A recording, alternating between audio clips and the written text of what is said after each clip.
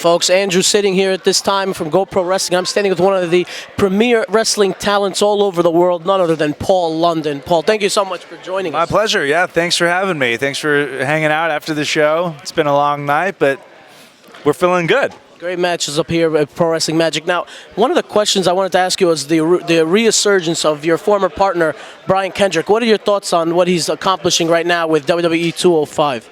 I don't watch 205. Like, I don't watch any wrestling other than Lucha Underground or Botchamania. But it's true. But I do catch glimpses and stuff on like YouTube, or when people repost something on Twitter. I'm aware that he's doing well. I'm aware that he got his job back. I'm aware that he's, he's got a lot of heat as a heel there, so he's doing really well. I know that that's where Brian's always wanted to be. I mean, that's always kind of been his dream job.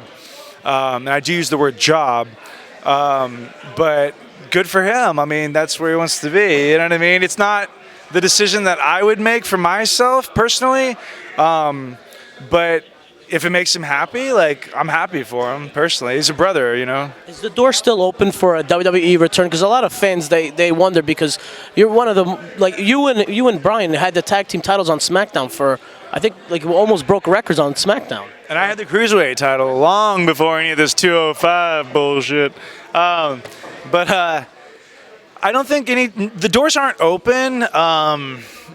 I don't know if like a back door is creaked open, or maybe a sunroof or something I could break through, but I wouldn't want to, you know what I mean? Even if they came asking, I would really have to think about it, and it would have to resemble 6 to 7 figures.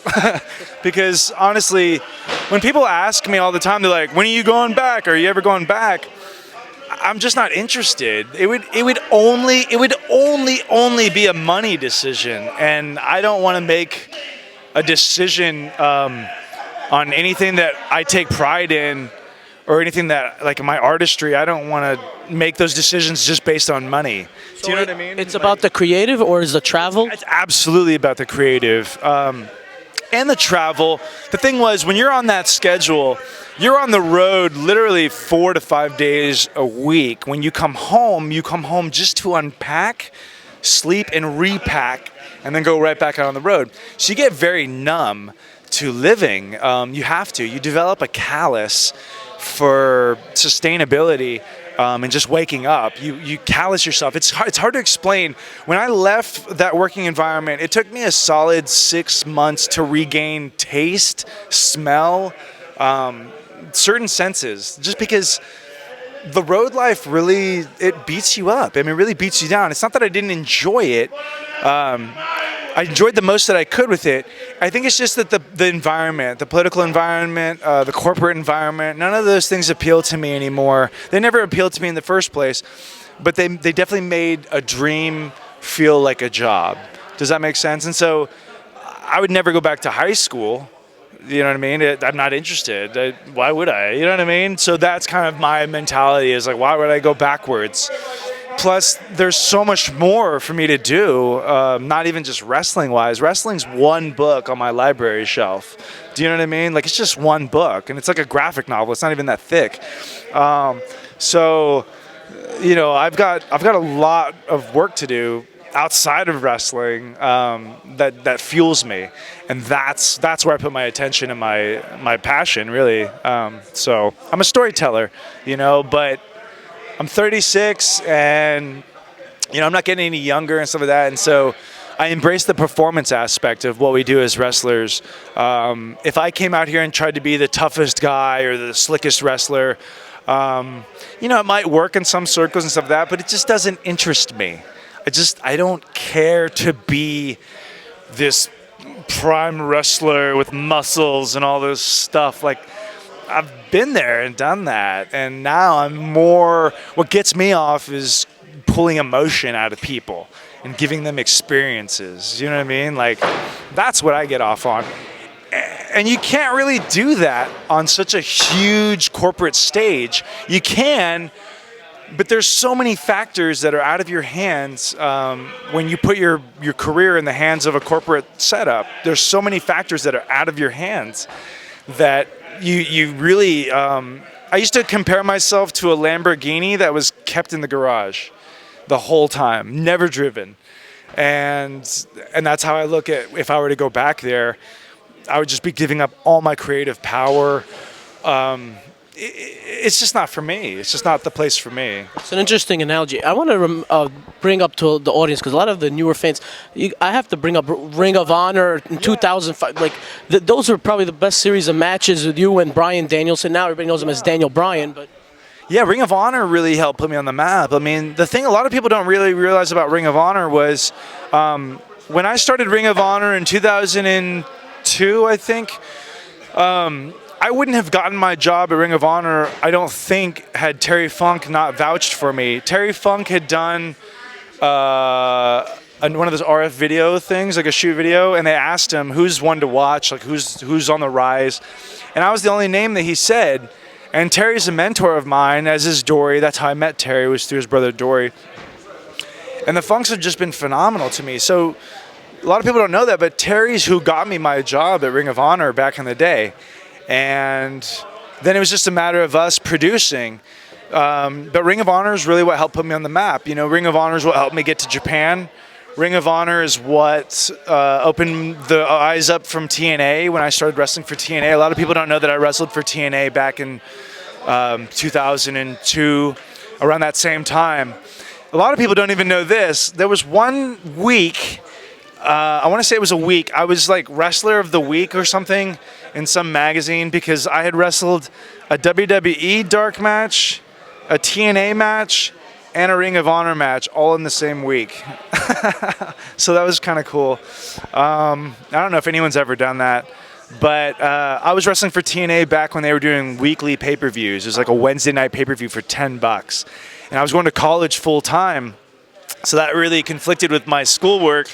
And I was going to school full time, but I was attending class maybe 2 days out of the week, and my grades just plummeted. And TNA is sitting here offering me a contract every week that was getting smaller and smaller because I knew I didn't want to sign there. I just was thinking of it as a step to get more notoriety in hopes of getting attention from WWE, and it worked, you know. But I've had a pretty good ride, you know. I'm really happy with everything I've done. I've done more than I ever set out to do. There's plenty more for me to do. I'm going to Germany next month for WXW 16 Carat tournament, which JT Dunn is also in, Cody Rhodes. There's a lot of talented individuals in that tournament. So there's more things for me to do. Anyone who tells you that they've done it all, they know it all, they're just a dickhead. You know what I mean? What do you say to like fans like on social media? They troll and they say, "Oh, guys like you or CM Punk, guys like that, like who are bitter because you badmouth WWE." No. You know. Yeah, I mean it's a really easy perception to think that I'm bitter. I guess if you want to cast stones, but like. I'm a human being. I have a right to an opinion, and I have a right to my emotions. And if you're wronged by somebody, if you sense a sense of injustice, why can't you express it? You know what I mean? Obviously, I get it's how you express it. And maybe when I left WWE back in 2009, I went on, these shoot interviews and things of that nature, and I was very emotional. I mean, I'm an actor. I wear my emotions on my sleeve a lot of times, and I was an actor before I was ever a wrestler. So through my own conditioning and training, like, I'm a very emotional guy. Not like I'm high maintenance or anything. I mean, I'm sure some people would think that I am, but I expect a lot. I'm a passionate guy. I can't do anything unless I'm passionate about it. And if I feel like something is curbing that passion or stepping or trying to extinguish that passion, yeah, it's going to piss me off. So, I mean, they can call me bitter. They can say whatever they want. I don't pay attention to trolls. The reason I ask is because... unless I have to cross their bridge. The reason I'm asking is because, I wanted to, set the record straight because, me personally, as a fan, I don't really, give my opinion too much on wrestling. But in your case, I don't feel like you are because... And just the same case as CM Punk. Just interviewed Ricky Reyes as well. And they've said... Cool. Yeah. And I mean, they said the same thing. Once CM Punk left the Ring of Honor locker room, things changed. And when he went to that corporate WWE structure, as you said, things just changed. Is that how you felt? Absolutely. anyone who goes there with rosy sunglasses on. You know what I mean? You're always going to want to look at everything and think like, man, we made it. We made it. We're in the promised land. Like, this is the golden gates. And that can get very quickly extinguished just from what I would feel is actual bitterness from people who are already there under contract. It's a very, very backstabby, bickering, he said, she said kind of environment. You know what I mean? I'm not even trying to get in here on you. You don't have to mention names. No, you don't. It's but not is that. it road agents, or was it the wrestlers? Like, what was the issues? Both. I think there's only so many spots. There's only so much time on their television show, even though their show seems like it's 8 hours long. There's only so many spots to highlight everybody. And you think of how many people they have on their roster. I mean, they probably have over 200 wrestlers on their roster combined with NXT. There's just not enough time for everybody. Well, someone's eventually going to feel disgruntled. Someone's eventually going to feel like, man, I'm busting my ass, this, and this, and I'm not getting anything for it. Those are natural feelings that arise in athletes and in performers when there's in-house competition. You know, like, they're always going to be the veterans and the older guys who are going to shun the younger guys who are coming in because they're going to fear that their spot's in jeopardy. The younger guys are possibly always going to be a bit hostile, or just not hostile, but just kind of turned off to the veterans because they might think like, oh, well, who's this trying to tell me how to work and this and this? It's just a very transparent environment where, you know, I couldn't trust anybody when I worked there. I wanted to, but they quickly would give me reasons not to. And I eventually rode by myself, and I stayed by myself. And, you know, everyone survives in their own way. But just for me personally, you know, I was the guy that would always wait outside the arena and sign for every single fan. That was another reason I was always writing by myself, because guys just didn't want to wait for me anymore. They were like, we're sick of waiting. I'm like, well, there's still fans here. And we've seen that tonight. You signed a bunch of autographs. You didn't turn one person down. Yeah, I wouldn't be here if it wasn't for them. I wouldn't be shit if it wasn't for people, you know, being enthusiastic and wanting to be closer and feel, you know, like what I'm trying to give off. And I'm very receptive to that because I was one of those kids, and I still am, you know what I mean? I mean, God forbid if I ever met Sam Rockwell, how I would act. You know what I mean? You'd probably see me act like a little girl. I have one final question. That bump you took when Snitsky clotheslined you in the Royal Rumble, one of the best bumps, probably your greatest eliminations in Royal Rumble history. Who came up with that elimination or that spot? Who do you think came up with that? Probably you, but maybe rhetorical. Yeah, no, I appreciate it. I call it the Christian Laettner bump of the Royal Rumble because it's like the miracle shot that he hit against Kentucky, always played every year during NCAA tournament time. And Laettner was my favorite player, actually, believe it or not. But it's like every Royal Rumble time I get reminded, not that I forget, but it's just they abused the hell out of that clip, you know what I mean? And how could they not? The story behind that clip is the Royal Rumble was my favorite event as a kid. I loved it because that was the main thing that I could play with my friends on the trampoline or on the bed or whatever.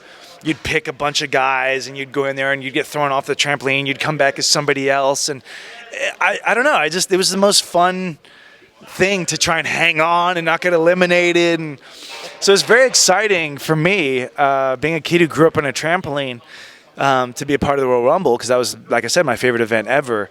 And so when I got, you know, backstage and all this stuff, and we're going over like the list of like who's supposed to eliminate who and this and that, you know, I'm sitting here like, oh, maybe Austin, if like Batista or like Shawn Michaels, you know what I mean? You have your dreams of who you wish would eliminate you, or maybe, you know, I knew I wasn't going to win the damn thing. But then they're like, oh, well, Snitsky's eliminating you. And it's nothing against Gene. Gene's a really good friend of mine. But at the time, they had kind of given up on his character. So I thought, okay, well, they're someone they've kind of given up on. They're letting that person eliminate me. So what does that say about how they feel about me? Do you know what I mean? So I took it kind of personal. And I thought, well, that wasn't your fault. Yeah, apparently not. But I guess it was my fault. I'll get to that in a second. But so I thought, you know what? Okay, that's fine. Gene's going to eliminate me. He's convincing. I'm going to make him more convincing. And we're going to steal this damn show with a Rumble elimination. And I was like, what do you think of this and this? And I've done shooting stars to the floor. Like, I know the rotation. I know what I have to do. So it's just a matter of getting hit and then completing the rotation on my own. So I run this by the agent. They're like, you're going to do what? I'm like, yeah, they're like, okay, well, That sounds like a Michael Hayes impression. Kind of, yeah. And so then I remember Kevin Dunn in like his 40 rows of teeth. And he was like, you don't want to. I'm like, I don't know how a millionaire has shit teeth. But, like, fix that thing, dude. Anyways, he was bitching and moaning about it. And he goes, oh, well, just try not to draw too much attention. I really don't know how he talks, like shards of crystal. Anyways, so the elimination happened. The crowd was like, holy shit, and all this stuff. They sent a stretcher down there. So I actually got in trouble for that elimination because I came to the back. I got off the stretcher. I was fine. And I get to the back, and the only person who loved that elimination was Pat Patterson. He was like, oh, my God, that was amazing. This kid is fantastic. Oh, my God, did you see this? And all these, like, office people are coming by. He's like, Michael, come in. Oh, my God, did you see this elimination? It was amazing. And Michael Hayes, he comes up, and he's like, yeah, that was good. That was a little too good. And he walks off all pissed off. Shane said the same thing. Like, everyone was pissed, man. It was weird. I'm like, you guys sent the stretcher. You guys did the multiple replays. I just offered you the meal, and you ate it up. You know what I mean? I offered you this nourishment that you guys devoured, and they still regurgitate it every Royal Rumble. Like, if I'm not reminded of that every year, you know what I mean? Then it's not Royal Rumble season because every year it's like, when are you going back? When are you going back? That's the best elimination ever. And if people think it's the best elimination ever, great. Thank you. Like, I'm flattered. I'm sure eventually they'll be better. But that was just a glimpse of me being creative under the circumstances that I had and getting away with what I could. And then getting put off of TV for another 6 months because I was in trouble because it was too good. This is the last question. Where could fans follow you on social media? My social media, I do not have a Facebook. So there's like 4 accounts. I'm gonna. Seriously. I'm gonna report that. Super imposters. I can be found on Twitter and Instagram at LondonFu, LONDONFU. Like, I'm a big Kung Fu fan. I studied Wing Chun. So that's where that comes from. We all are martial artists in our own way. If we specialize and put time and effort into something, whether it's sewing, camera work, interviewing, whatever it is, if you have a passion for something, then that's your martial art. Honestly, that's your martial art. So for me, London Fu is an extension of me being me, just having an extension of what I consider my temple and my spirituality, which is my soul. I'm not a super religious person. I grew up in a Catholic household, and it drove me nuts and made me the worst little sinner you could imagine. But to each their own, you know what I mean? London Fu. I'm just babbling. Come find me. I know what he's talking about, O'Neal. That's it. Yeah. But yeah, anything I post as far as appearances, shows, when I land gigs, it's all put out on Instagram or Twitter. I've started getting into this live feed thing on Instagram, so watch out for those. They pop up random times. But yeah, Instagram and Twitter, that's about it. I'm pretty easy to find. Paul, thank you so much for your time. I really appreciate it. No, thank you. Yeah, thanks to everyone out there as well. Just stay tuned and keep watching this guy for all your news and info. Thank you, Paul. I really appreciate it. Yeah, my pleasure. It's like a big blueberry.